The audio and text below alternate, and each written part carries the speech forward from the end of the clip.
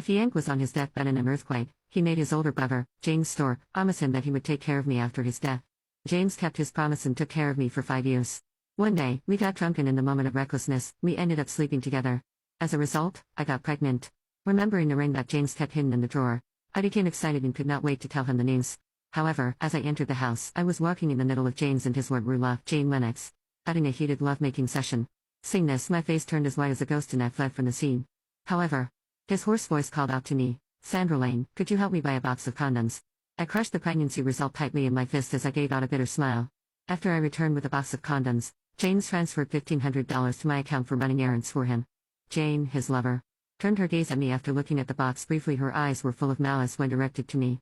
Then she said, "James, your sister-in-law looks so innocent, but she sure knows how to pick things." James's gaze was sharp as he scolded, "You're still young. Stop meddling in adult matters. Go stay at a hotel for a few days before coming back." I obediently left and never came back. After that, I went to the doctor to abort our baby. When the doctor saw me return to her office, she was confused. "Is there something wrong?" she asked. I was not surprised she asked that question after all. When I first found out I was pregnant, my face was flushed with joy. Now, it was deathly pale. I said to her, "Please schedule the earliest appointment for an abortion." Having seen the warmth and the coldness of human relationships, the doctor did not persuade me to do otherwise. However, when it came time to sign the consent form, she insisted I get a family member's signature. I pulled out my phone and instinctively pressed the speed dial. The phone only rang once, and before I could do anything, James had already hung up on me. I forced a smile and called the doctor. "I don't have any family. I'll sign it myself."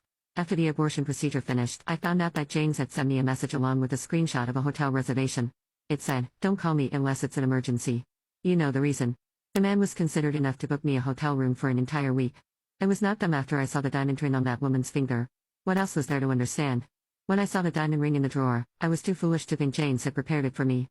Even more absurd, I thought he might remember that night of madness between the two of us. I looked at the bloody remains of the tiny life I had lost and left, and at that moment, my heart turned into ashes. The superior luxury room hotel that I stayed in had everything that I needed. It was as cozy as the bedroom James had set up for me. However, as I curled under the blanket, all I could feel was a bone-chilling coldness. With trembling hands, I made a call. "Senior, you mentioned putting together a medical aid team for Africa. Count me in." Although thrilled I wanted to join her, she was thoughtful and cautiously asked, "Sandra, didn't you say before that your brother-in-law wouldn't let you go to Africa? Did you two have a fight? Just because you're angry, don't act on impulse and leave with me. If he finds out and becomes panics, he'll search everywhere to find you." It was understandable, she had this concern. After that reckless night with James, I had sneaked away in embarrassment while he was still asleep. Later, he treated me the same as before, like his little sister, and acted as if nothing had happened. I was so angry with him. He had dared to do the deed but refused to own it, so I went traveling without saying a word.